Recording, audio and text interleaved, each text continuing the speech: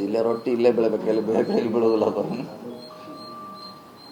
Belagavi DCC bank election ವಿಚಾರದಲ್ಲಿ ಲಕ್ಷ್ಮಣ ಸವದಿ ಅವರು ಏನಾದ್ರು ತಮಗೆ ಸಾಥ್ ಕೊಟ್ಟಿದ್ದಾರಾ ಸರ್? ಇಲ್ಲ ನೋಡಿ, ಅದು ಪಕ್ಷದ ಆಧಾರಿತ ಅಲ್ಲ ಅದು. ಅದು ಎಲ್ಲರೂ ಬಿ ಜೆ ಪಿ ಅವರು ಆ ಕಡೆ ಕುಡಿದ್ರು, ಬಿ ಜೆ ಪಿ ಅವರು ಈ ಕಡೆ ಕುಡಿದ್ರು, ಮಿಕ್ಸ್ ಆಗಿ ಆಗಿತ್ತು. ಅದು ಎಲ್ಲ ಕಡೆ ಹಂಗೆ ಆಗ್ತಿತ್ತು, ಅಲ್ಲೂ ಹಂಗೆ ಆಗಿದೆ. ಸೊ ಪಕ್ಷ ಬಂದಾಗ ಪಕ್ಷದ ಆಧಾರವಾಗಿ ಚುನಾವಣೆ ಆಗುತ್ತೆ. ಸೊ ಲಕ್ಷ್ಮಣ್ ಸವದಿ ಇರೋದು ಯಾರು ನಾವು ಕ್ಯಾಂಡಿಡೇಟ್ ಹಾಕೇ ಇಲ್ಲ ಅಲ್ಲಿ, ನಮ್ಮ ಕ್ಯಾಂಡಿಡೇಟ್ ಯಾವುದೂ ಇಲ್ಲವೇ ಇಲ್ಲ.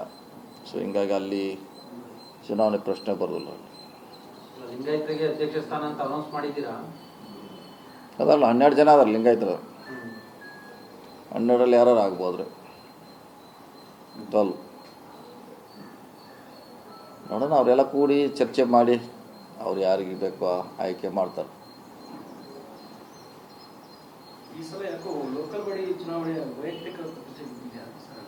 ಹಂಗೆ ಇದ್ದೇ ಇರ್ತದೆ ಅದು.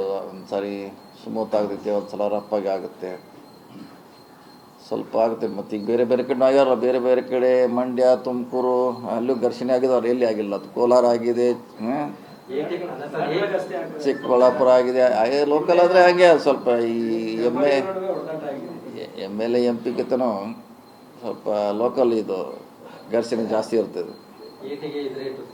ಹಂಗೆ ಅದು ಲೋಕಲ್ ಸೊಸೈಟಿ ಅವ್ರ ಜಗಳ ಇರ್ತೈತೆ, ಅದೇನು ಮಾಡಲಿಕ್ಕಾಗಲ್ಲ. ಅವರವ್ರ ವ್ಯಾಪ್ತಿಯಲ್ಲಿ ಅದು ಆಗುತ್ತೆ. ಈ ಥರ ಏನು ಒಗ್ಗಟ್ಟಿಲ್ಲ. ಇದು ಕೋಆಪ್ರೇಟಿವ್ ಅಂದರೆ ಏನೇ ಪಕ್ಷ ಇಲ್ಲ, ಎಲ್ಲ ಕೂಡ ಮಾಡ್ತೀವಿ. ಬಿ ಜೆ ಪಿ ಅವ್ರು ನಮ್ಮ ಜೊತೆ ಇದ್ದರು, ಇನ್ನು ಬಿ ಜೆ ಪಿ ಅವ್ರು ಕೆಲವರು ಆ ಕಡೆ ಇದ್ದರು, ಮಿಕ್ಸ್ ಆಗಿದೆ ಅದು. ಹಿಂಗಾಗಿ ಅವ್ರ ಒಗ್ಗಟ್ಟು ಅವ್ರು ಪ್ರದರ್ಶನ ಮಾಡಿದ್ರು, ನಮ್ಮ ಒಗ್ಗಟ್ಟು ನಾವು ಪ್ರದರ್ಶನ ಮಾಡಿದ್ರು, ಅಷ್ಟಕ್ಕೆ ಸೀಮಿತ ಅದು DCC ಬ್ಯಾಂಕ್. ಹಾಗೆ ಇಲ್ಲ ಹೇಳಿಲ್ಲ, ಬಿ ಜೆ ಪಿ ಅವ್ರು ನಮ್ಮ ಜೊತೆ ಕೈ ಜೋಡಿಸಿದ್ರು. ಕೆಲವರು ನಮ್ಮವರು ಕಾಂಗ್ರೆಸ್ BJP ಆ ಕಡೆ ಕೂಡಿದ್ರು. ಅದೇ ಅದರಲ್ಲೇನು ಹೊಸದೇನಿಲ್ಲ. ಮುಂಚೆ ಕೂಡ ಇಂಥ ಸಾಕಷ್ಟು ಚುನಾವಣೆ ನಮ್ಮ ಜಿಲ್ಲೆಯಲ್ಲಿ ಆಗಿದೆ, ಬೇರೆ ಜಿಲ್ಲೆಯಲ್ಲಿ ಕೂಡ ಆಗಿದೆ. ಓಕೆ.